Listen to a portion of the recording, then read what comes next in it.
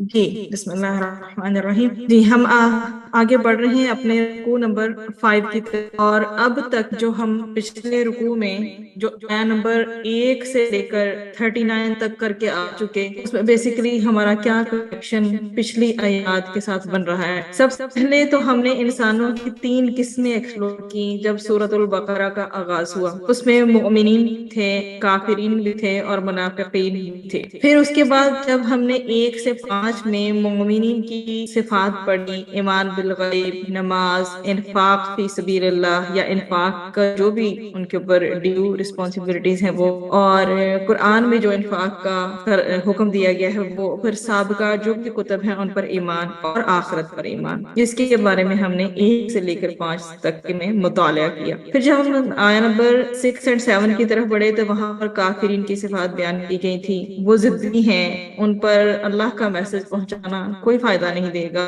ان کو میسج پہنچاؤ رب تعالیٰ کا، اور شریعت میں جو بھی کچھ آیا ہے ان کے سامنے لے کے جاؤ، وہ نہیں ماننے والے، وہ نہیں مانیں گے، اور دعوت کا انکار کرنے والے ہیں. اور کیا ہے کہ دعوت کا انکار کرنے والوں پر پھر مہر لگا دی جاتی ہے. اس سے آگے ہم پڑھے تو آیا نمبر 8 سے لے کے 20 تک ہم نے منافقین کی صفات دیکھی اور ان کی خوب اچھے سے وضاحت بھی دیکھی. 21 سے لے کر 29 میں آئے تو ہم نے دیکھا کہ دعوت توحید کی دی گئی ہے. ٹھیک ہے، دعوت توحید کا میسج ہے. تمام دنیا کے انسانوں کو اعبدو کے الفاظ سے اپنے خالق اور اپنے رب کی عبادت کی دعوت دی گئی ہے تاکہ وہ انسانوں کے پہلے گروہ میں شامل ہو سکے. پھر جب ہم نے 30 سے لے کر 37 تک کا مطالعہ کیا تو حضرت آدم علیہ السلام کی خلافت اور ان کو یہ خلافت کیوں دی گئی اور اللہ سبحانہ و تعالیٰ کی کیا پلاننگ تھی وہ ہم نے سب دیکھا. آدم علیہ السلام نے اپنا سبق یاد رکھا اور تمام نام بتا دیے. آدم علیہ السلام اور ابن آدم کی کشمکش،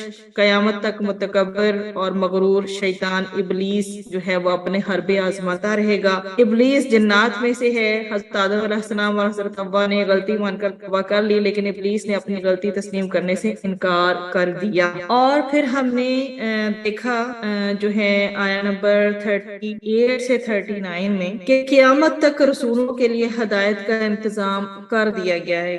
رسولوں کے ذریعے قیامت تک رسولوں کے ذریعے ہمارے لیے ہدایت کا انتظام کر دیا گیا ہے.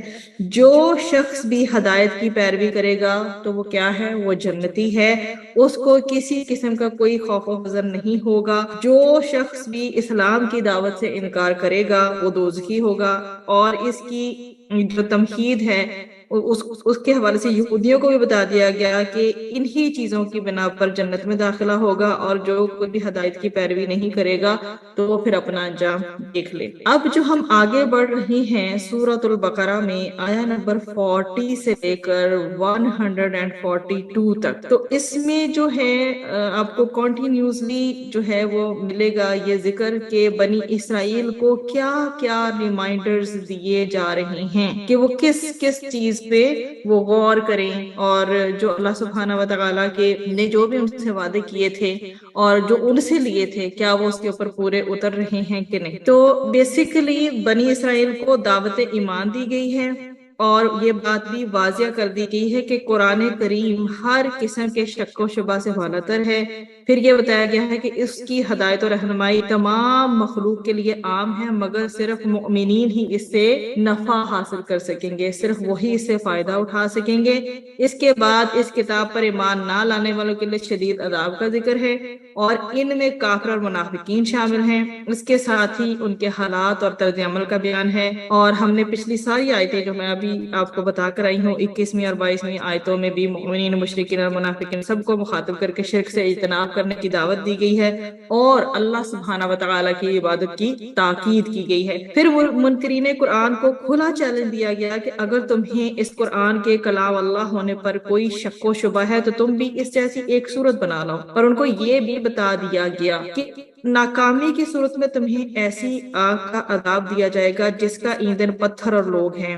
اس کے بعد تخلیق آدم کا جو ذکر ہے وہ آیا، اور فرشتوں پر ان کی حقیقت اور اللہ تعالیٰ کی قدرت کاملہ واضح کر دی گئی. تو کافر اور منافقوں میں 2 طرح کے لوگ، ایک تو تھے بت پرست مشرکین جو محض اپنے جو فور فادرز کے، اپنے آباء و اجداد کے رسوم و رواج پہ چلتے تھے. ان کے پاس کوئی جدید یا قدیم علم نہ تھا، عام طور پر یہ لوگ ان پڑھ تھے. دوسرے وہ لوگ تھے جو گزشتہ انبیاء پر ایمان ایمان لائے اور ان کے پاس آسمانی کتابیں جو تورات اور انجیل وغیرہ کا علم تھا، یہ لوگ وہاں پہ ویل ایجوکیٹڈ یا تعلیم یافتہ کہلاتے تھے۔ ان میں سے کچھ لوگ حضرت موسیٰ علیہ السلام پر ایمان رکھتے تھے، ان کو یہود کہا جاتا تھا، اور کچھ لوگ حضرت عیسیٰ علیہ السلام پر ایمان رکھتے تھے، ان کو نصارہ کہا جاتا۔ تو قرآن کریم میں ان دونوں کو اہل کتاب کہا گیا ہے۔ جو آگے ہمارے رکوع آنے ہیں ان کے لیے یہ فاؤنڈیشن بہت ضروری ہے، اس لیے آپ توجہ سے ان سب نکات کو نوٹ کیجیے۔ تو قرآن کریم میں ان دونوں کو اہل کتاب کہا گیا ہے کیونکہ یہ تورات اور انجیل پر ایمان رکھتے تھے۔ ڈیفینیٹلی وہ بھی اللہ سبحانہ و تعالیٰ کی طرف سے نازل کی ہوئی کتب تھیں۔ تو یہ لوگ تعلیم یافتہ ہونے کی بنا پر لوگوں کی نظر میں کیا سمجھے جاتے تھے؟ بہت زیادہ معزز، اور لوگ ان پہ بہت زیادہ رلائی کرتے تھے، قابل اعتماد مانے جاتے تھے۔ لوگ ان کی باتوں سے متاثر ہوتے تھے۔ ان لوگوں کے راہ راست پر آ جانے سے دوسرے لوگوں کے مسلمان ہونے کی بہت زیادہ توقع تھی۔ تو سورہ بقرہ چونکہ مدنی سورت ہے، اس میں مشرکین منافقین کے بیان کے بعد خصوصیت کے ساتھ اہل کتاب کو خطاب ہے، جو آیا نمبر 40 سے کنٹینیو ہو کر اس پارہ کے آخر تک جائے گا۔ تو اہل کتاب کو مانوس کرنے کے لیے پہلے ان کی خاندانی شرافت اور اس سے ان کو دنیا میں حاصل ہونے والے اعزاز کا، اور پھر اللہ سبحانہ و تعالیٰ کے ون آفٹر دا ادر جو انعامات ہیں، ان کے اوپر پے در پے انعامات ہیں، ان کا ذکر ہے، اور ان کی بے راہ روی اور غلط کاری پر پھر وارننگز بھی دی گئی ہیں، اور صحیح راستے کی طرف دعوت جو ہے وہ دی گئی ہے۔ تو اب جو ہماری آیات ہیں نمبر 40 سے لے کر آگے آنورڈز کچھ آیات میں مطلب انہی سے خطاب کیا جا رہا ہے، اور ان میں سے دعوت ایمان، اور چار مطلب ان میں سے آپ کو کچھ آیات ملیں گی جن میں ایمان کی دعوت دی گئی ہے، اور کچھ آیات آپ کو ملے گی جن میں سٹریٹ اوے اعمال صالحہ کی تلقین کی گئی ہے، اور ایک مفصل خطاب ہے انشاءاللہ، جس کا اسلوب آپ کو ابھی مل جائے گا۔ ابھی جیسے آپ کے سامنے یہ سلائیڈ شو ہو رہی ہے، تو اس میں دیکھ لیجئے پہلی آیت کو ہی کہ بنی اسرائیل کو کیا کروایا جا رہا ہے؟ نعمتوں کی یاد دہانی اور چند احکامات۔ کیا عہد پورا کریں، جو وعدہ کیا اسے پورا کریں، کیا کریں؟ حق کو باطل کو نہ ملائیں، یہ نہ کہ ایک بات سچی ہے یا ایک معاملہ سچا ہے اس کے ساتھ غلط بات کو ملا دیا جائے، غلط معاملے کو ملا دیا جائے۔ اس سے کیا ہوتا ہے؟ ایسی انفارمیشن جاتی ہے علماء کرام کے تھرو پبلک میں، جو کہ بے راہ روی کا ذریعہ بنتی ہے۔ تو حق و باطل کو نہ ملایا جائے۔ نماز و زکوٰۃ کی پابندی، ٹھیک ہے جی، نماز ادا کریں، اور ساتھ میں کیا اس کے بعد زکوٰۃ کی پابندی بھی کریں۔ جو بھی شرع نصاب کو پہنچتا ہے اسے اپنے مال میں سے زکوٰۃ دینا ضروری ہے۔ اس کے بعد پھر ہے جی بنی اسرائیل کا دوسروں کو نیکی کا حکم دینا اور اپنے آپ کو بھلا دیں، ٹھیک ہے۔ یہ کرائٹیریا ہر ایک کو ہمیشہ ذہن میں رکھنا چاہیے کہ کیا ہم جو دعوت کسی کو نیکی کی طرف دے رہے ہیں وہ خود عمل ہم کر رہے ہیں یا نہیں، اور اگر خود ہم خود کر نہیں بھی پا رہے تو پھر بھی ہمارا دعوت نہ دینا نہیں بنتا، ہم نے پھر بھی دوسروں کو نیکی کی دعوت کا حکم دینا ہی ہے۔ امر بالمعروف و نہی عن المنکر کو یاد رکھنا ہے۔ صبر اور نماز سے مدد حاصل کرنے کا حکم، سب سے جو بہترین جو ہے کسی بھی موقع پر اگر اسٹریٹجی اپلائی کی جا سکتی ہے، صبر سے بہترین نہیں ہے اور نماز سے بہترین کوئی اور اسٹریٹجی نہیں ہے۔ ان دونوں کا کوئی آلٹرنیٹ ہے ہی نہیں، یا تو ہم صبر کے ساتھ سیف ہو سکتے ہیں یا پھر نماز کے ساتھ ہمیں پروٹیکشن مل سکتی ہے۔ اللہ تعالیٰ کا جب قرب نصیب ہوگا تو ہر قسم کی ڈپریشن خود بخود دور ہو جائے گا۔ آگے پڑھتے ہیں جی آیا نمبر 40 کی طرف انشاءاللہ۔ یا بنی اسرائیل، اے بنی اسرائیل، اذکروا یاد کرو، نعمتی میری نعمت کو، التی وہ جو، انعمت انعام کی میں نے، علیکم تم پر، واوفوا اور پورا کرو، بعہدی میرے عہد کو، اوفی میں پورا کروں گا، بعہدکم تمہارے عہد کو، وَإِيَّايَ اور صرف مجھ سے ہی، فَارْحَبُونَ بس ڈرو مجھ۔ جب آپ ترجمہ یاد کر لیتے ہیں اللہ کے کرم سے، تو پھر جب آپ اس سیکوینس میں پڑھتے ہیں نا اس کو، یہ ساتھ ہی عربی ساتھ ہی اردو، ایسے نہیں لگے جیسے کہ آپ سپلیٹڈ فارم ہے، تو آپ کا ایک جو انڈرسٹینڈنگ اور فہم کا لیول ہے بہت بڑھ جاتا ہے۔ انشاءاللہ آپ کے لیے خاص طور پر یہ والی لائن ایڈ کی گئی ہے تاکہ آپ کے ترجمے کو یاد کرنے میں مزید آسانی ہو۔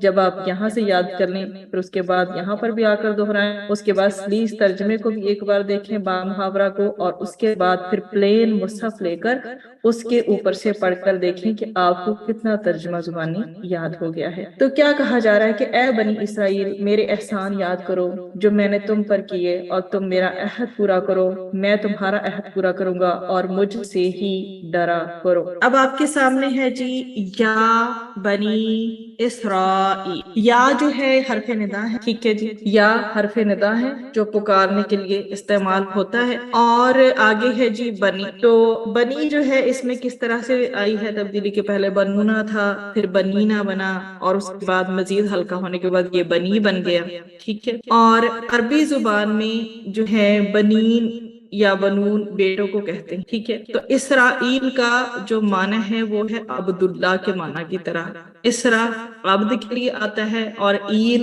جو ہے اللہ کے لیے۔ عبرانی زبان کا یہ لفظ ہے اور عربی میں اس کا ترجمہ کیا جاتا ہے عبداللہ کی طرف، اور اس کا مطلب ہوتا ہے کہ چنا ہوا بندہ، اور یہ لقب یعقوب علیہ السلام اور یعقوب علیہ السلام کے بیٹے اور اسحاق ابراہیم علیہ السلام کے بیٹے، اور اس طرح سے آگے سو آن جو ہے وہ چلتا ہے۔ تو جہاں تک یہ بات ہے اس نام کی جو حضرت یعقوب علیہ السلام کو دیا گیا، تو میں نے آپ کو بتا دیا کہ اسرائیل بیسیکلی عبرانی زبان کا لفظ ہے، اور اس کا اسرا کا مطلب ہے عبد، مطلب بندہ، اور ایل کا مطلب ہے ایل بھی عبرانی زبان میں کسے کہتے ہیں، اللہ کو۔ تو یہ کیا بن گیا عبداللہ۔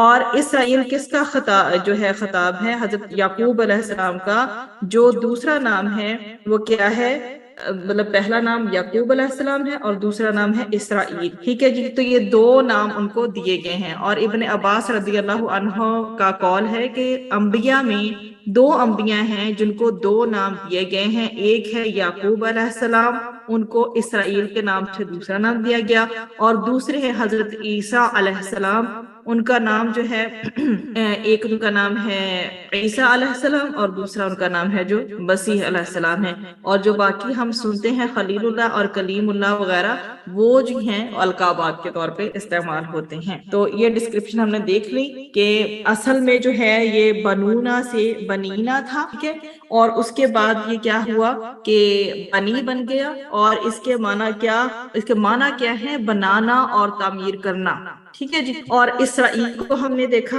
کہ یہ عبرانی زبان کا لفظ ہے جس کے معنی عبداللہ کے ہیں، اسرا بمعنی عبد، ایل بمعنی اللہ، اور یہ حضرت یعقوب علیہ السلام کے نام کے حوالے سے ہے۔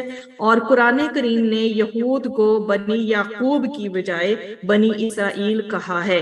اس میں حکمت یہ ہے کہ یہود کو اپنے لقب ہی سے معلوم ہو جائے کہ وہ عبداللہ یعنی اللہ تعالیٰ کے ایک عبادت گزار بندے کی اولاد ہیں، لہٰذا انہیں بھی انہی کے نقش قدم پر چلنا چاہیے۔ پھر اس کے بعد آپ کے سامنے آ جاتا ہے اذکرو کی طرف بڑھتے ہیں، ذال، کاف اور را جو ہے اس کو جو ہے اس کا روٹ بنتا ہے، ٹھیک ہے۔ کسی بات کو یاد کرنا، خواہ وہ بھولنے کے بعد ہو یا بغیر بھولے، ٹھیک ہے۔ ذکر دل سے بھی ہوتا ہے اور زبان سے بھی ادا ہوتا ہے، اسی طرح سے یاد دل میں ہوتی ہے اور زبان سے بھی اس کا اظہار کیا جاتا ہے۔ تو یہاں کہا گیا ہے تم یاد کرو، اصل میں دل سے یاد کرنے کو جو کہتے ہیں نا وہ ذکر ہوتا ہے، ٹھیک ہے۔ اور اذکرو کے معنی یہ بھی ہے کہ تم شکر کرو، کیونکہ جو نعمت کا ذکر کرنا ہی تو شکر ہے کہ جی، نعمت کا جب ہم ذکر کر رہے ہوتے ہیں وہی تو شکر کہلاتا ہے۔ پھر آگے آپ کے سامنے ہے نعمتی، میری نعمت، ٹھیک ہے۔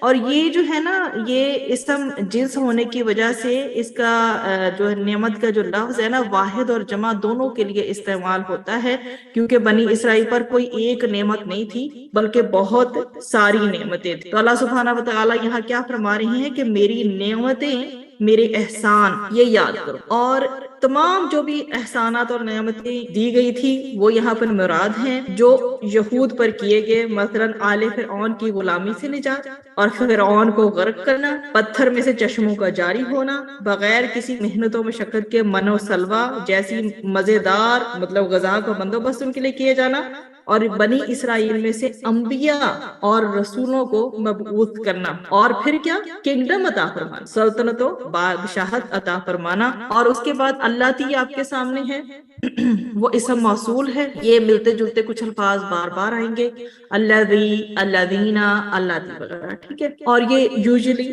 جوڑنے کے لیے آتے ہیں، ٹھیک ہے۔ پیچھے آپ کی بات چل رہی ہے کہ یا بنی اسرائیل اذکروا نعمت، پھر آگے بات ہو رہی ہے اللہ تی، اے بنی اسرائیل یاد کرو میری نعمت کو، اللہ تی وہ جو، پھر آگے کنٹینیو ہو رہی ہے مزید بات کہ انعمت، انعام کی، ٹھیک ہے۔ تو اب یہ جو بات ہے آگے انعمت کی، انعام کی میں نے، ٹھیک ہے، تو اس میں یہ نعمت جو ہے احسان کے لیے بھی آتا ہے، یہ جو نعمت کا لفظ ہے، اور عطا کے لیے بھی استعمال ہوتا ہے، اور سم ٹائم اسے ایز اے بخشش کے معنی میں بھی لیا جاتا ہے۔ علیکم آپ کے سامنے علی پلس کم کا جو کمبینیشن ہے، اور اس سے مراد ہے کم کی جو وضاحت ہے جاتی ہے بنی اسرائیل۔ اوفو یہاں پر ہے جی اوفو، واو فا اور یا سے، اور مطلب کیا ہے جی وفا کرنا، اور وفا کا لفظ آتا ہے کسی شرط، عہد، منت، جو منت ہوتی ہے یا منت ہوتی ہے، نظر، ناپ تول کے پورا کرنے وغیرہ کے لیے بھی، خواہ یہ وعدہ میں شمار ہو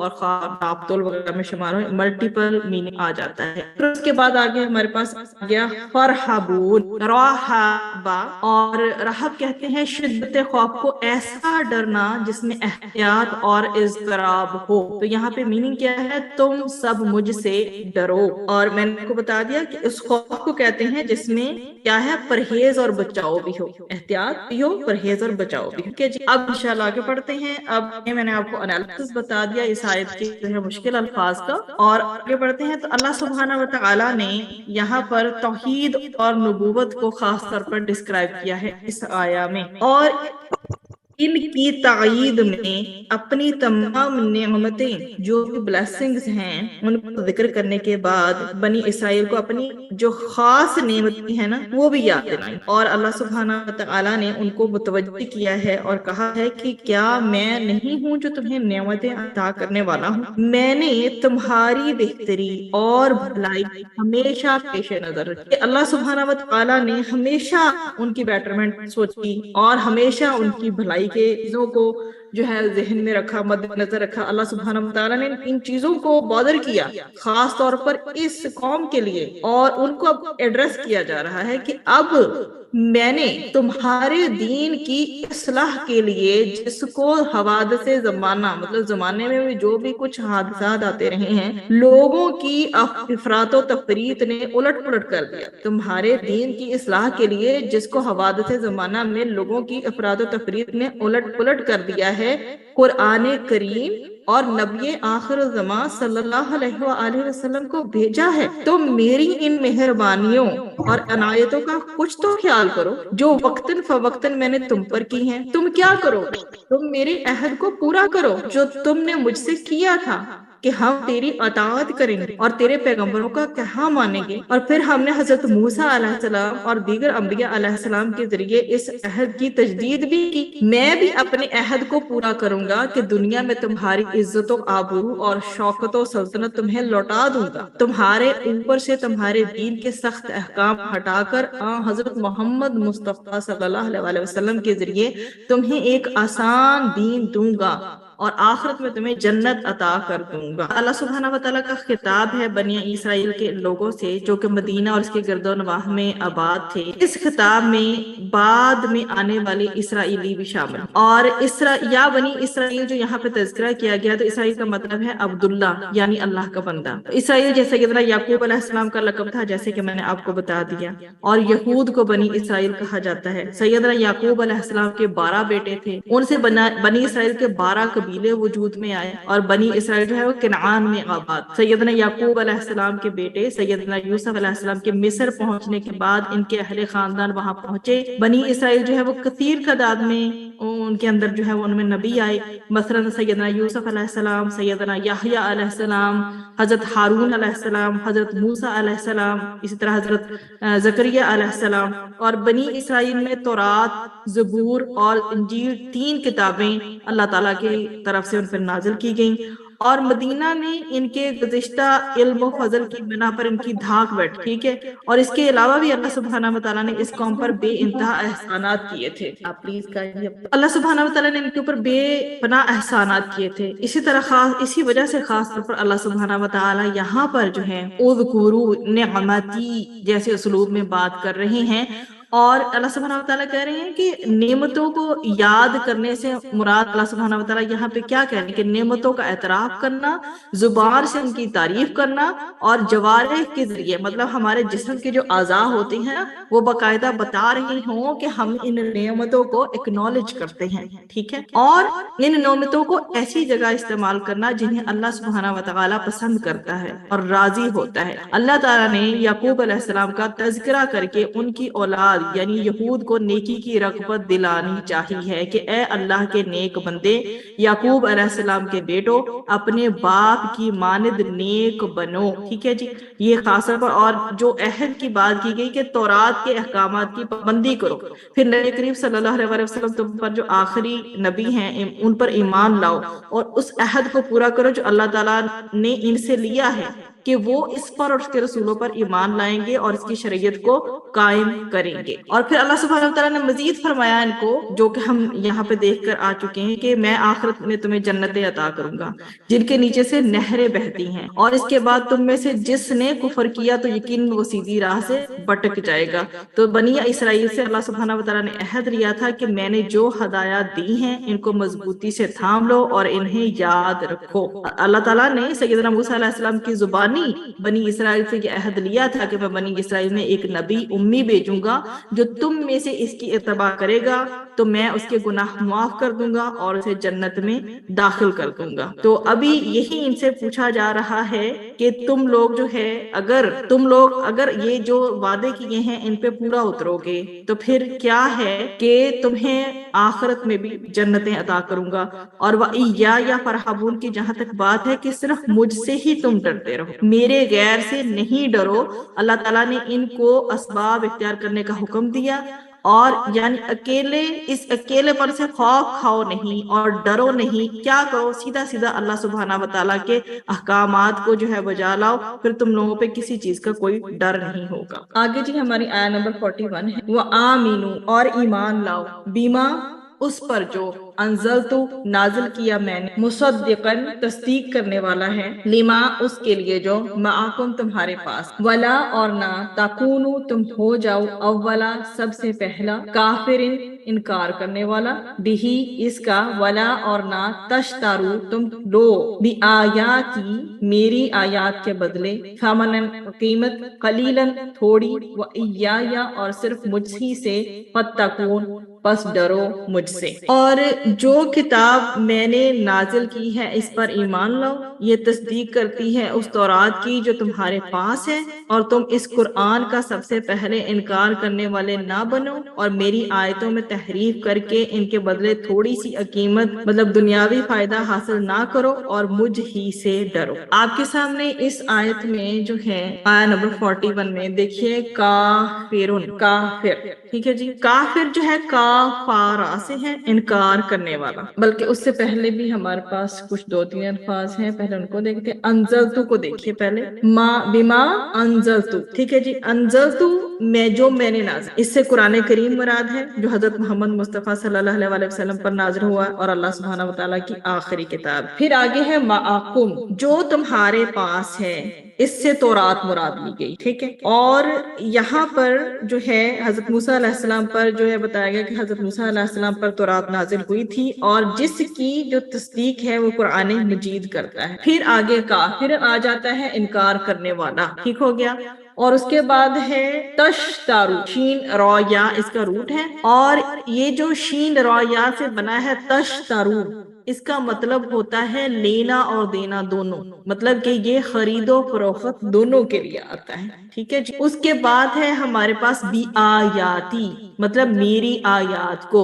آیات بھی 2 طرح کی ہوتی ہیں، ایک ہوتی ہے شرعی آیات اور ایک ہوتی ہے کونی آیات۔ تو جو آیات ہوتی ہیں کائنات سے متعلقہ، سورج، چاند، پہاڑ، آسمان اور زمین وغیرہ، یہ جو نشانیاں ہیں، یہ جو ان کو بھی آیات ہی کہتے ہیں، یہ جو نشانیاں ہیں یہ کائنات سے ریلیٹڈ ہیں، ان کو کہتے ہیں آیات کون. اور جو شرعیہ ہیں جن کے ہم کہتے ہیں کہ دوسری جو ہیں وہ شرعی آیات ہیں، تو اس کے اندر یہی آپ جیسے سپوز آپ کے سامنے یہ آیت ہی چل رہی ہے وَآمِنُوا بِمَا أَنزَلْتُ، تو یہ جو آیت آپ کے سامنے چل رہی ہے یہ شرعی آیات میں جیسے آ جاتی ہیں. پھر اس کے بعد ہے جی آپ کے سامنے فمنن، فا میم نون سے ہے مطلب قیمت، اور جب آپ اس کو اکٹھا دیکھیں گی فمنن قلیلا تو تھوڑی سی قیمت کی بات، اور بات یہ کی گئی ہے کہ تم حق کو چھوڑ کر دنیا کے طلبگار نہ بنو. دنیاوی فائدہ بظاہر خواہ کتنا ہی بڑا اور شاندار کیوں نہ معلوم ہو،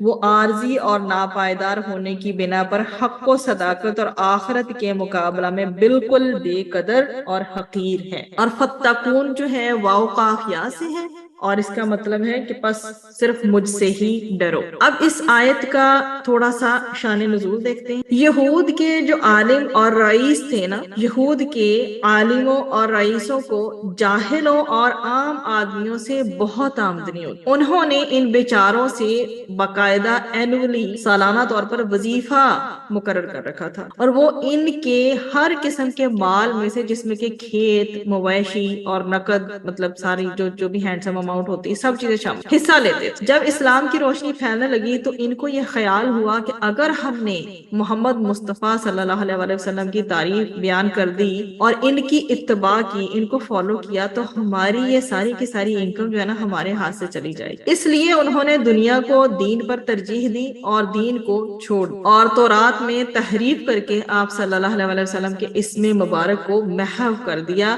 اس پر یہ آیت نازل. اس میں جب ایکسپلینیشن ہم آگے دیکھتے ہیں تو عہد کا پورا کرنا یہ ہے کہ تم اس نبی حضرت محمد مصطفیٰ صلی اللہ علیہ وسلم اور اس قرآن پر ایمان لاؤ جسے محمد صلی اللہ علیہ وسلم لے کر آئے. یہ قرآن تورات اور انجیل اور دیگر انبیاء کی کتب کی تصدیق کرتا ہے اور ان کو سچ بتاتا ہے. چونکہ تورات اور انجیل میں آپ صلی اللہ علیہ وسلم کا ذکر تھا، اس لیے آپ کا تشریف لانا تورات کی سچائی کی دلیل تھی. اسی لیے کہا گیا کہ تم جانتے بوجھتے ہوئے اس کے پہلے منکر نہ بنو. کافر ہونا خواہ سب سے پہلے ہو یا بعد، ہر حال میں انتہائی ظلم اور ایک بڑا جرم ہے. اور یہاں اس لفظ سے اس طرف اشارہ ہے کہ جو شخص سب سے پہلے کفر اختیار کرے گا تو بعد میں اس کو دیکھ کر جو کفر کا ارتکاب کرنے والے جو بھی شخص، دیکھیے یہ پوائنٹ کس قدر امپورٹنٹ ہے کہ جو شخص سب سے پہلے کفر اختیار کرے گا تو بعد میں اس کو دیکھ کر کفر کا ارتکاب کرنے والے ہر شخص کے کفر کا وبال اور گناہ خود اس پر بھی ہوگا جس نے کفر کا ارتکاب کیا، اور اس پہلے کافر پر بھی ہوگا جس کو دیکھ کر یہ شخص کفر میں مبتلا ہوا. تو ایک جو شخص جو کسی بھی چیز کی ابتدا کر رہا ہوتا ہے وہ یہ جان لے کہ اس کے بعد اس کے فالو کرنے والے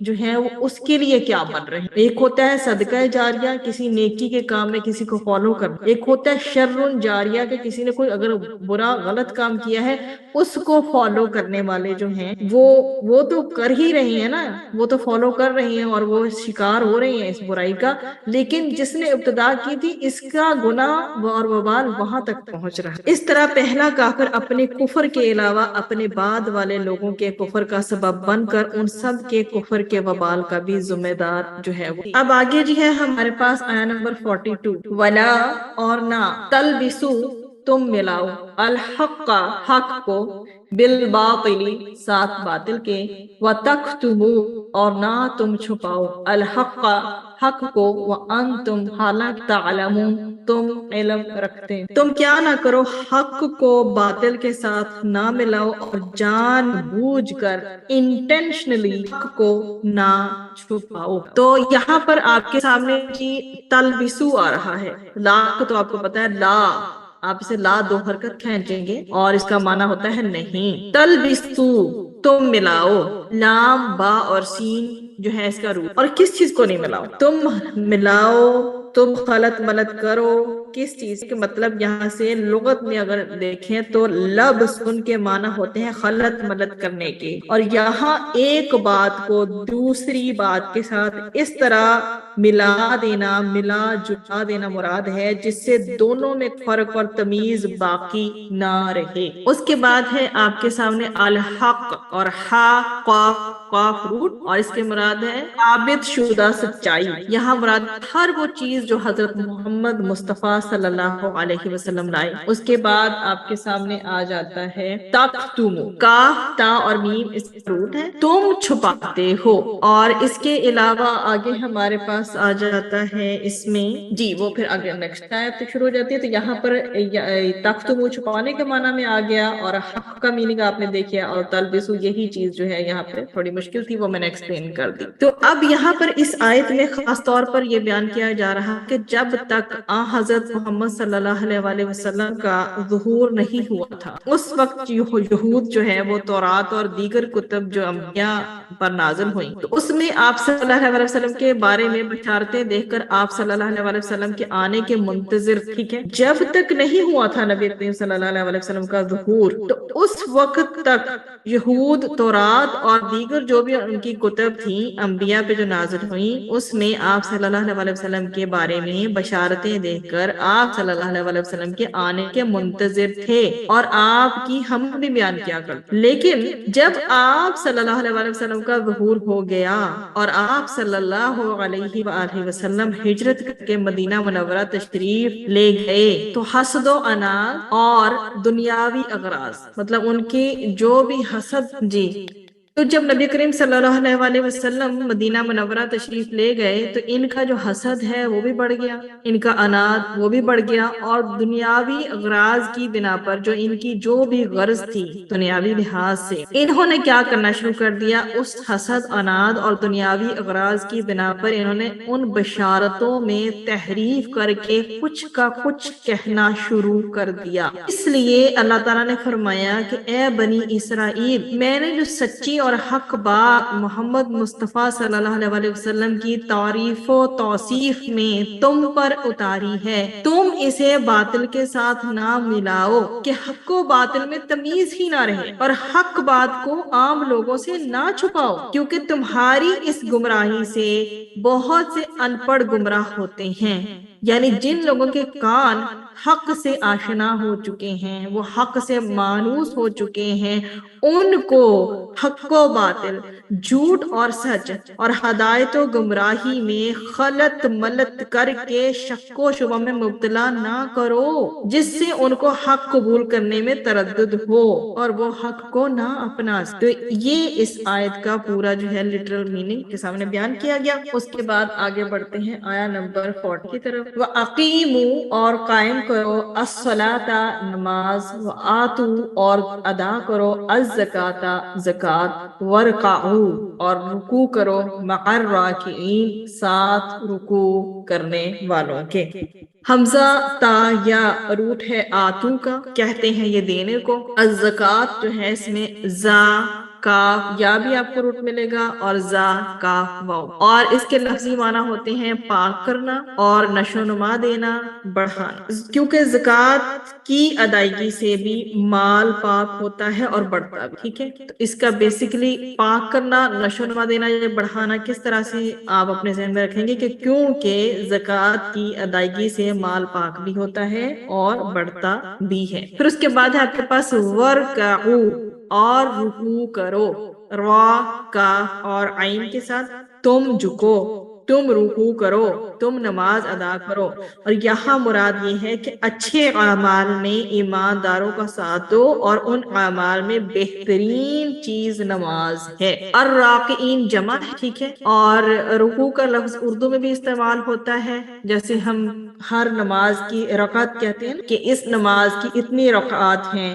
یا رکعت ہے، تو اس معنی میں بھی یہ استعمال ہوتا ہے۔ جس طرح یہود پر نماز فرض تھی، اسی طرح یہاں اس آیت کا جو میننگ ہے پورا انشاءاللہ وہ ایکسپلین کرنے لگی ہوں۔ سب سے پہلے تو اس کے ترجمے سے جو ہمیں مل رہا ہے سیکوینس اس کے میننگ کا، وہ یہ ہے کہ اور نماز قائم کرو، اور زکوٰۃ ادا کرو اور اللہ تعالیٰ کے آگے جھکنے والوں کے ساتھ نماز میں جھکو. ٹھیک ہے. اب یہ ہے کہ یہود پر نماز فرض تھی، اس طرح ان پر زکوٰۃ بھی فرض، مگر ان کی نماز اور زکوٰۃ کا قاعدہ اور اس آیت میں یہود کو یہ بتایا جا رہا ہے کہ جیسی نماز مسلمان پڑھتے ہیں تم بھی وہی نماز پڑھو، اور جیسی زکوٰۃ مسلمان دیتے ہیں تم بھی وہی زکوٰۃ ادا کرو، انہی میں مل جاؤ، انہی کی امت بن جاؤ. اس آیت میں با جماعت نماز ادا کرنے کی تاکید ہے جو اسلام کے ساتھ مخصوص ہے.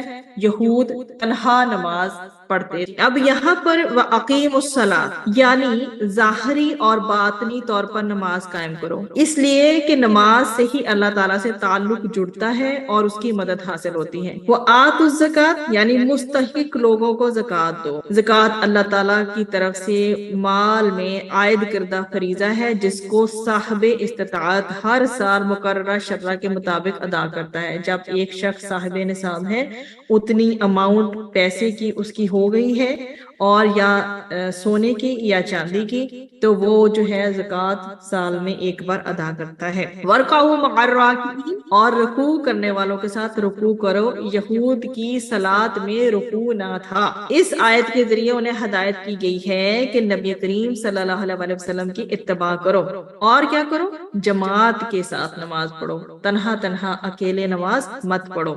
جماعت کے ساتھ نماز پڑھو یا اصحاب محمد مصطفیٰ صلی اللہ علیہ وآلہ وسلم کے ساتھ نماز پڑھو. اس آیت میں اس میں اسکالرز کہتے ہیں کہ اس آیت میں علماء بنی اسرائیل اور بنی اسرائیل کے منافقین کو اس بات کا حکم دیا گیا ہے کہ وہ اللہ تعالیٰ کی طرف رجوع کریں، نماز پڑھیں، زکوٰۃ دیں، مسلمانوں کے ساتھ اسلام میں داخل ہو جائیں اور پورے طور پر اللہ تعالیٰ کی بندگی اختیار کر لیں. اور اقامت صلاۃ کی تلقین کیوں کی گئی ہے؟ کیونکہ نماز کے ذریعے ایک ایمان لانے والے کا اللہ سبحانہ و تعالیٰ سے تعلق بنتا ہے، نماز کے ذریعے اللہ تعالیٰ کی مدد حاصل ہوتی ہے، نماز کی اقامت کے ذریعے مسلمانوں میں باہمی محبت پیدا ہوتی ہے، اور نماز کی اقامت کے ذریعے سب لوگوں میں مقصد جو ہے نا اللہ سبحانہ و تعالیٰ سے جڑنے کا اور باہمی تعلقات کے اچھے ہونے کا، وہ بھی حاصل ہوتا ہے. آگے بڑھتے ہیں آیا نمبر 40. اتأمرون کیا تم حکم دیتے ہو، الناس لوگوں کو، بالبر کس چیز کا جی، نیکی کا، وَتَنْسَوْنَ اور تم بھول جاتے ہو، انفسکم اپنے نفسوں کو، وَأَنْتُمْ حالانکہ تم، تَتْلُونَ تم تلاوت کرتے ہو، الکتابہ کتاب کی، افلا کیا پھر نہیں، تعقلون تم عقل سے کام لیتے. جو ہے یہاں پر حرف استفہام ہے بالکل شروع میں، اگر آپ اسے سپلٹ کریں کو حرف استفہام، اور استفہام کا معنی ہوتا ہے کہ فہم طلب کرنا، کسی چیز کی انڈرسٹینڈنگ کو حاصل کرنا، سمجھ کر یعنی کسی چیز کو جاننے کی کوشش کرنا، اور جاننے کی کوشش کے لیے کیا کرنا پڑتا ہے، سوال کرنا پڑتا ہے. لیکن ہمیشہ حمزہ جو ہے استفہام کے لیے نہیں ہوتا، کبھی کبھی ڈانٹ کے لیے بھی ہوتا ہے، کبھی کبھی انکار کے لیے بھی ہوتا ہے، کبھی کبھی تعجب کے لیے بھی ہوتا ہے.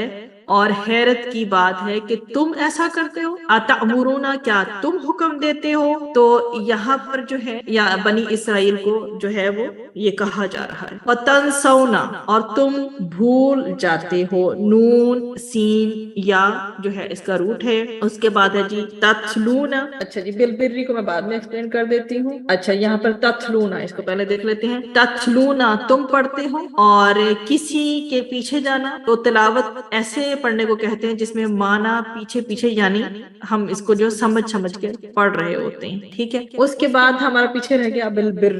ٹھیک ہے جی، با را ہے. اور البر جو ہے نا خوب دل کھول کر نیکی کرنے کو کہا جاتا ہے اور ہر قسم کی نیکی کے لیے بولا جاتا ہے. اور یہاں پر اگر ہم تتلون الکتاب کو دیکھیں تو الکتابہ یہاں کتاب سے مراد جو ہے وہ تورات ہے. اور تنسون جو ہے وہ ہم دیکھا ہے پیچھے کہ بھول جانے کے حوالے سے، انفسکم اپنی جان کو، اپنے آپ کو تم لوگ جو ہے وہ بھول جاتے ہو. کیا تم لوگوں کو نیکی کا حکم دیتے ہو اور اپنے آپ کو بھول جاتے ہو، حالانکہ تم کتاب بھی پڑھتے ہو. کیا تم نہیں سمجھ؟ اور یہاں پر کتاب سے مراد میں نے آپ لوگوں کو بتا دیا کہ تورات۔ یہ آیت علماء یہود کے بارے میں نازل، یہود میں سے کچھ لوگ مسلمان ہو گئے تھے، وہ اپنے غیر مسلم یہودی جو عزیز و اقارب تھے حضرت صلی اللہ علیہ وسلم کے بارے میں ان سے رائے لیا کرتے، ان کا دین حق ہے، اس پر ان کے عزیز و اقارب کہتے کہ تم جس دین پر ہو اسی پر قائم، کیونکہ جو کچھ محمد مصطفیٰ صلی اللہ علیہ وسلم کہتے ہیں وہ سب حق ہے، مگر خود یہ لوگ اپنی شرارت مطلب اپنی شرارت نفس اور دنیاوی جو لالچ کے باعث ایمان نہیں لاتے۔ تو اس پر یہ آیت نازل ہوئی کہ تم دوسروں کو تو نصیحت کرتے ہو اور خود اس پر عمل نہیں کرتے۔ اے قوم یہود، دنیا کا نفع تو کچھ دنوں کا ہے، دنیا میں جو تم لوگ فائدہ اٹھا رہے ہو نا، یہ تو صرف کچھ دنوں کا ہے، تم اس قلیل نفع کے بدلے میری آیتوں کو کیوں بدلتے؟ مطلب یہ تو چند دن کا نفع ہے اور تم اس کے پیچھے کیا کریں گے؟ تھوڑا سا اور چند دن کا نفع ہے اور اس کے پیچھے تم کیا کر رہے ہو؟ میری آیتوں کو بدلتے ہو۔ کیا تمہارے دلوں میں قیامت کے ہولناک دن کا اندیشہ بالکل بھی باقی نہیں رہا؟ اور بعض مفسرین نے کہا ہے اس آیت کے نازل ہونے کی وجہ یہ ہے کہ یہودی علماء عوام کو تورات پر عمل کرنے کی نصیحت کرتے تھے مگر خود اس پر عمل نہیں کرتے تھے، اور تورات میں جہاں جہاں محمد مصطفیٰ صلی اللہ علیہ وآلہ وسلم کی تعریف تھی اس میں تحریف کر دیتے تھے۔ تو بنی اسرائیل کے علماء مال و دولت اور نام و نمود کے طالب، اس آیت میں ان کو شرم دلائی گئی ہے کہ تم لوگوں کو ہر وقت نیکی کی تلقین کرتے رہتے ہو اور خود اس کے قریب بھی نہیں جاتے۔ کیا تم یہ چاہتے ہو کہ لوگ تمہیں اپنا پیشوا مان کر تمہاری خدمت کرتے رہیں؟ افسوس ہے تم پر کہ تورات پڑھنے کے باوجود تم اپنی اصلاح سے بالکل غافل ہو اور دنیاوی فائدے کے پیچھے بھاگ رہے ہو، حالانکہ عقل کا تقاضا تو یہ ہے کہ آدمی اخلاق اور کردار اور عمل کے اعتبار سے اپنے آپ کو دوسروں کے لیے مثال بنا کر پیش کرے۔ لہذا اگر تم دوسروں کو نصیحت کرنے میں مخلص ہو تو پہلے خود عمل کر کے دکھاؤ۔ قرآن کریم میں باقاعدہ ارشاد ہے سورۃ الصف میں، کبر مقتا عند اللہ ان تقولوا ما لا تفعلون، اللہ کے نزدیک یہ بات سخت ناپسندیدہ ہے کہ تم ایسی بات کرو جو خود نہ کرو۔ یا ایھا الذین آمنوا لما تقولون ما لا تفعلون، کہ اے ایمان والو تم وہ بات کیوں کہتے ہو جس پر تم خود عمل نہیں کرتے۔ رسول اکرم صلی اللہ علیہ وسلم نے اس حوالے سے جو حدیث ارشاد فرمائی ہے کہ معراج کی رات کچھ آدمی دیکھے ان کے ہونٹ آگ کی کینچی سے کاٹے جا رہے تھے۔ میں نے جبرائیل امین سے پوچھا کہ یہ کون ہے، یہ کون لوگ؟ تو انہوں نے کہا یہ آپ صلی اللہ علیہ وسلم کے امت کے واعظ ہیں جو لوگوں کو نیکی کا حکم دیتے تھے، مطلب ایسے واعظین ہیں وہاں پہ جو لوگوں کو نیکی کا حکم دیتے تھے مگر اپنے آپ کو بھولے ہوئے تھے حالانکہ یہ کتاب الہی پڑھتے۔ تو اب یہ دیکھیے کہ جو وعظ کرنے والا ہے، نصیحت کرنے والا ہے، وہ خود تو نیکی کا حکم دے رہا ہے لیکن خود اس پر عمل نہیں کر رہا، تو اس کے بارے میں کس قدر یہ سخت حدیث ہے۔ حضرت اسامہ بن زید رضی اللہ عنہ سے مروی ہے کہ میں نے رسول اکرم صلی اللہ علیہ وسلم سے سنا کہ قیامت کے دن ایک شخص کو لایا جائے گا اور اس کو آگ میں پھینک دیا جائے گا جہاں اس کی آنتیں اور اوج سب نکل پڑے گا، پھر وہ اس کے پیچھے اس طرح گھومے گا جیسے گدھا اپنی جو ہے چکی کے گرد گھومتا ہے۔ اس کا یہ حال دیکھ کر اہل دوزخ اس کے گرد جمع ہو کر اسے پوچھیں گے تیرا کیا حال ہو گیا ہے؟ تو ہمیں بھلی بات بتایا کرتا تھا لیکن خود عمل نہیں کیا کرتا تھا۔ وہ کہے گا ہاں میں تو تمہیں تو بہت بری بات سے روکا کرتا تھا اور خود اس میں مبتلا۔ اسی طرح ایک اور حدیث میں ہے کہ آپ صلی اللہ علیہ وسلم نے ارشاد فرمایا کہ عالم بے عمل کی مثال شمع کی مانند ہے جو دوسروں کو تو روشنی پہنچاتی ہے اور خود جل۔ اس کے بعد آیت نمبر 45 کی طرف بڑھتے ہیں، وَاسْتَعِینُوا، اور تم مدد طلب کرو، بالصبر، ساتھ صبر کے، وَالصَّلَاةِ، اور نماز کے، وَإِنَّهَا، اور بے شک وہ، لَكَبِيرَةٌ، البتہ بڑی بھاری ہے، إِلَّا، مگر، عَلَى، اوپر، الْخَاشِعِينَ، خشوع کرنے والوں کے۔ اور کیا کرو؟ مدد چاہو صبر اور نماز سے، اور بے شک وہ نماز جو ہے ان لوگوں کے لیے جو عاجزی کرنے والے ہیں، ان کے لیے کیا ہے؟ مشکل ہے، جن کے لیے جو عاجزی کرنے والے۔ پھر اسی کے ساتھ دوسری آیت کو بھی دیکھ لیتے ہیں، الذین یظنون، وہ جو یظنون یقین رکھتے ہیں، अन्नहुम बे शक वो मुलाक़ू मुलाकात करने वाले हैं रब्बिहिम अपने रब से, व अन्नहुम और बेशक वो इलैहि तरफ उसके राजिऊन लौटने वाले। दोनों आयात को इकट्ठा देखते हैं। और मदद चाहो सब्र और नमाज से, और बेशक वो नमाज जो है वो दुश्वार है उन लोगों के लिए जो आजिज़ी करने वाले हैं। आजिज़ी करने वाले वो लोग हैं जिनको ख्याल है कि वो अपने रब से मिलने वाले हैं और ये कि वो उसी की तरफ लौट कर जाने वाले। पहले देखिए जी कि इस्ताईनो ऐन वानून से है, इस्तानत या मदद तलब करना, और इससे पहले इससे मिलता जुलता लफ्ज़ हम सूरतुल फातिहा में पढ़ के आज बिस्सब्री साथ सबर के, स्वाद बा रॉ से है सबर जो, और इसका मतलब है बर्दाश्त, तहम्मुल और ख्वाहिश नफ्स के खिलाफ अपने इरादे से किसी काम के करने या ना करने का काम सबर है। उसके बाद जो है आगे आपके ये आता है जी ला कबीरतुन, काफ और बा और रा से है, अलबत्ता भारी है जो है, अलबत्ता दुश्वार है। अब आगे जो है अल ख्वाशिईन खुशू करने वाले, ख्वा शीन और आइन से, और सकून आजिज़ी जाहिर करना, जैसे कि अल्लाह सुब्हानहू व तआला का इरशाद है व खशअतल, यहाँ पर जो है आयत में मिलती है आपको व खशअतल अस्वातु लिर्रहमान, और रहमान के खौफ से आवाजें क्या हो जाएंगी, पस्त हो जाएंगी। और एक दूसरी जगह और इरशाद मिलता है खाशिअतन अबसारुहुम, उनकी नजरें झुकी हुई होंगी। अब ये जो है अल खाशिईन बेसिकली इसका वाहिद है खाशिउन, इसका मतलब है डर जाना, दब जाना, और खुशू असल में दिल की हालत का नाम है जिसका इजहार या एक्सप्रेशन बाकायदा जिस्म पर मिलता है। जैसे तकवा दिल में होता है, डर, गम, खुशी, मोहब्बत, नफरत दिल में होती है, खुशू भी दिल में होता है, और दिल का ठहराव जो इंसान के अमल में रवैये में आ जाता है। इंसान के अंदर अपनी कमी और अज्जो इंकिसारी का जो एहसास उसके ऊपर गालिब हो जाता है ना, वो इसको एक्सप्लेन कर रहा होता है खशियत को,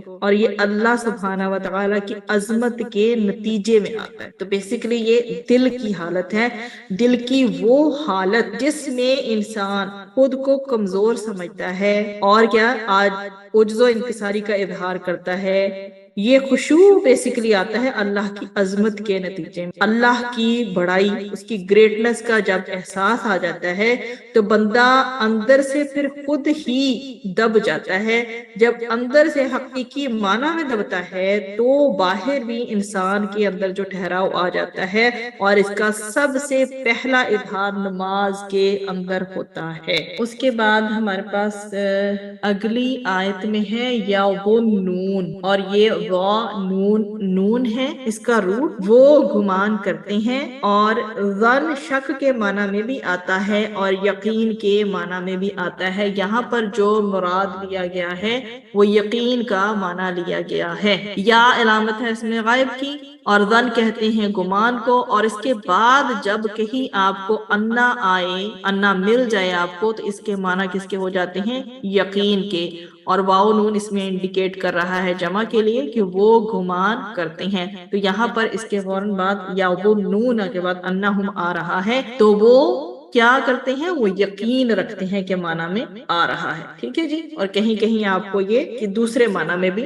मिले, लेकिन यहाँ पर इस आयत में बेसिकली जो माना मुराद है वो है यकीन रख। अब जब इस आयत में आपके सामने अल्लाह सुब्हानहू व तआला से कैसे मदद चाह, सबर के साथ और नमाज। सबर में तो क्या होता है, गैर जरूरी ख्वाहिशात को तर्क करना होता है, जबकि नमाज में तो बहुत सी जायज ख्वाहिशात को भी वक्ती तौर पर तर्क किया जाता है। मसलन हम नमाज एक बाकायदा एक जगह खड़े होके बैठकर प्रॉपरली सुजूद रुकू के साथ अदा करते हैं, बाकायदा उसके एटिकेट्स और मैनर्स शरायत। मसलन उसके दौरान जो हम जायज ख्वाहिशात जो तर्क करते हैं वो क्या है कि खाना पीना नहीं करना होता, चलना फिरना नहीं होता, किसी से बात नहीं करनी होती, इवन दो कि दीज आर जायज ख्वाहिशात। अगर इंसान गैर जरूरी ख्वाहिशात को तर्क करने पर हिम्मत बांध ले तो चंद रोज की कोशिश से गैर जरूरी ख्वाहिशात का जो है ना वैसे ही नेचुरली उसकी डिजायर उसको कम हो जाती है। मगर नमाज को इसकी शराइत के साथ वक्त पर हमें अदा करना होता है। नमाज के औकात में خواہشات جو ہماری ضروری زندگی کی بھی ہیں ان سے بھی پرہیز کرنا ہوتا ہے. Even though it is heavy on the nature of a human being. پیچھے اب یہ ہم یہاں پڑھا ہے نا لَكَبِيرَةٌ إِلَّا عَلَى الْخَاشِعِينَ کہ البتہ یہ بھاری ہے، دشوار ہے، لیکن جن لوگوں کے دلوں میں خشوع ہو،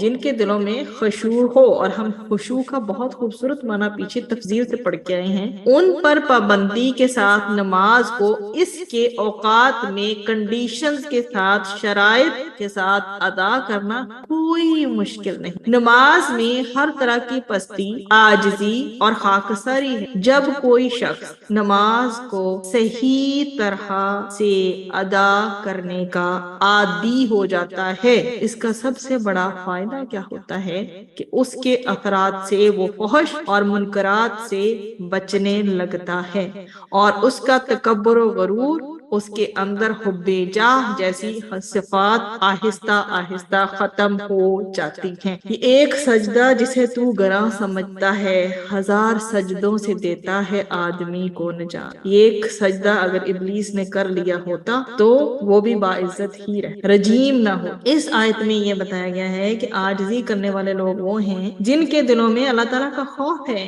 کہ جب وہ اپنے پروردگار کے دربار میں حاضر ہوں گے تو ان کو اپنے اعمال کا حساب کتاب بھی دینا ہوگا. اس کے ساتھ ہی ان کو اللہ تعالیٰ کے فضل و رحمت، اجر و ثواب اور انعام و اکرام کی بھی پوری امید ہوتی ہے. ایسے لوگوں پر نماز ہے نہ تو گراں ہوتی ہے نہ بھاری ہوتی ہے، بلکہ وہ تو ان کی آنکھوں کی ٹھنڈک اور دلوں کا سرور ہوتی ہے. اللہ سبحانہ و تعالیٰ سے دعا ہے کہ اللہ تعالیٰ نماز کو ہماری آنکھوں کی ٹھنڈک اور ہمارے دلوں کا سرور بناتے ہیں انشاءاللہ. اگر کسی شخص میں خشوع نہیں، اس کو یہ سوچنا چاہیے کہ وہ اللہ تعالیٰ کی مدد کے بغیر کچھ نہیں کر سکتا. اللہ تعالیٰ اس کی تمام حرکات و سکنات کو ہر وقت دیکھ رہا ہوتا ہے. رفتہ رفتہ جب یہ خیال پختہ ہو جائے گا نا اس کے دل میں، کا یہ فائدہ اس کو یہ ہوگا کہ اس کے نتیجہ میں نماز اور دوسری عبادتیں اس کے لیے آسان ہو جائیں گی. دوسری چیز جسے نماز اور عبادات اس کے لیے آسان ہو جائیں گی وہ آخرت کا. پہلی بات یہ کہ توفیق اللہ نے دے اور اللہ سے ہی مانگنی ہے. اور جب انسان کانشیس ہوگا کہ میرا رب ہے جس کے آگے میں کھڑا ہوں، وہ رب عظیم ہے، کریم ہے، سب سے بڑا ہے، میں کیا ہوں، میں تو خاک، اور میں نے ایک دن اسی زمین کے اندر چلے جانا ہے. جب یہ کیفیت ہوگی نا تو تب نماز میں سرور بھی آئے گا، نماز میں دل بھی لگے گا. اور جب یہی اگلی بات یہی ہے، پہلی بات تو یہ کہ اللہ تعالیٰ کے حضور حاضر ہو، دوسری بات یہ کہ آخرت کا یقین اس نماز کی کیفیت کو مضبوط کرے گا، خشوع لے کے آئے گا، خشوع والی نماز ہو. تو آخرت میں ہر آدمی کو اس کے اعمال کے مطابق یا تو ریوارڈ ملے گا یا پھر پنشمنٹ ملے گی. اس خیال کے پختہ ہونے سے بھی آدمی کے دل میں خوف. بات ہو رہی تھی کہ انسان کی پہلی تو یہ کانشیسنس کہ میں نماز ادا کر رہا ہوں تو اللہ تعالیٰ دیکھ رہا ہے، اور دوسری بات یہ کہ آخرت کا یقین. تو آخرت میں ہر آدمی کو اس کے اعمال کے مطابق یا تو ثواب ملے گا یا عذاب ملے گا. اس خیال کے پختہ ہونے سے بھی آدمی کے دل میں خوف خدا جو ہے اور اس کی رحمت کی امید پیدا ہوتی ہے، جس سے کیا ہوگا کہ اس کے خشوع میں اضافہ ہو کر نماز کا ادا کرنا آسان بھی ہو جائے گا اور نماز کی پابندی بھی انشاءاللہ ہو جائے گی. حضرت حذیفہ رضی اللہ عنہ سے مروی ہے کہ جب نبی کریم صلی اللہ علیہ وسلم کو کوئی کام، کوئی مشکل اور رنج و غم میں اللہ سبحانہ و تعالیٰ ڈال دیتے تو آپ صلی اللہ علیہ وسلم فوراً نماز میں مشغول ہو جایا کرتے. حضرت علی رضی اللہ عنہ سے مروی ہے کہ غزوہ بدر کی رات میں نے دیکھا کہ ہم سب سو گئے مگر حضرت محمد مصطفیٰ صلی اللہ علیہ وسلم صبح تک نماز اور دعا میں مشغول رہے.